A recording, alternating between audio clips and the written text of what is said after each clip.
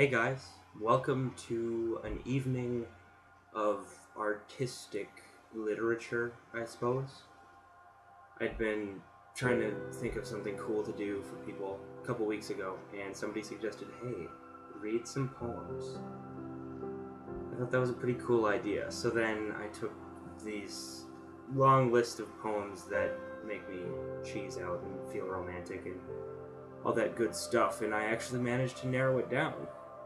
Took me a while, but I actually got around to it. So I'll tell you guys about the author and the poem that I'll read, and then I'll just read it. Yeah, so enjoy.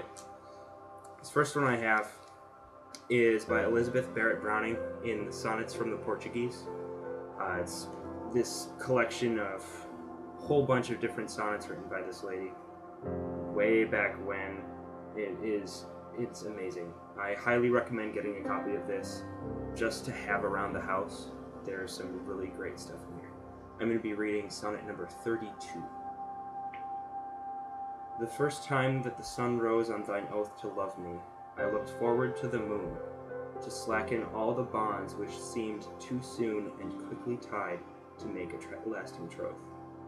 Quick loving hearts, I thought, may quickly loathe, and looking on myself, I seemed not one for such love. More like an out-of-tune worn viol, a good singer would be wroth to spoil his song with, and which, snatched in haste, is laid down at the first ill-sounding note. I did not wrong myself so, but I placed a wrong on thee. For perfect strains may float neath master hands from instruments defaced, and great souls at one stroke may do and dote. It took me a whole bunch of read-throughs and a little bit of research to actually figure out what that one meant. That's kind of one of the weird things. The second one is by Pablo Neruda. Very, very easily my favorite poet ever. His wife must have been a babe, because this right here is 100 sonnets dedicated to her, both in Spanish and in English. I do not read, speak, or even understand Spanish, so I'm just going to skip to the translation if that's okay. This one is sonnet number 17. I do not love you as if you were salt rose, or topaz, or the arrow of carnations the fire shoots off. I love you as certain dark things are to be loved, in secret, between the shadow and the soul. I love you as the plant that never blooms, but carries in itself the light of hidden flowers. Thanks to your love, a certain solid fragrance, risen from the earth, lives darkly in my body. I love you without knowing how, or when, or from where. I love you straightforwardly, without complexities or pride. So I love you because I know no other way than this, where I does not exist, nor you, so close that your hand on my chest is my hand, so close that your eyes close as I fall asleep. Now, if that isn't the deepest stuff you've ever heard, then I don't know. And I thought I should toss in some Shakespeare, good old classic. This one I just have up in here. It was in The Tempest, one of the films I have. I think originally is from Twelfth Night in the script. But this is the sonnet, O Mistress Mine. O Mistress Mine, where are you roaming? O stay and hear your true love's coming, that can sing both high and low. Trip no further, pretty sweeting, journey's ending, lovers meeting. Every wise man's son doth know. What is love, 'tis not hereafter, present mirth hath present laughter. What's to come is still unsure.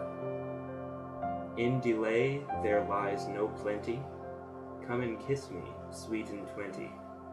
Youth's a stuff will not endure. Will not endure.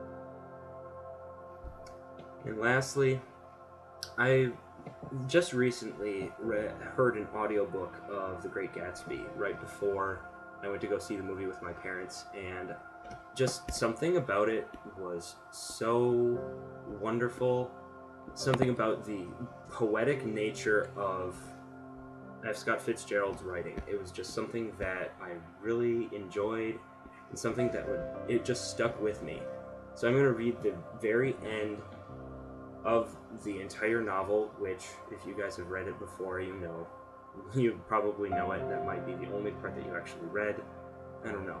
I highly suggest getting the audiobook because it is just gorgeous. But here's the end of chapter 9. And as I sat there brooding in the old unknown world, I thought of Gatsby's wonder when he first picked out the green light at the end of Daisy's dock. He had come a long way to this blue lawn, and his dream must have seemed so close that he could hardly fail to grasp it.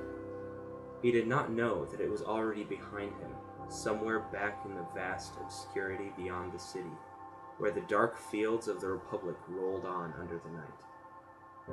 Gatsby believed in the green light, the orgastic future that year by year recedes before us. It has eluded us then, but that's no matter. Tomorrow we will run faster, stretch our arms out farther, in one fine morning. So we beat on, boats against the current, borne back ceaselessly into the past. If that isn't the deepest stuff you've ever heard, and I have no idea what to say to you. If you guys want to hear any other poetry stuff, I'll be up all night basically. But yeah, if you want to hear about other things that I really like to read, then I can probably tell you all about it. Have a great night, guys.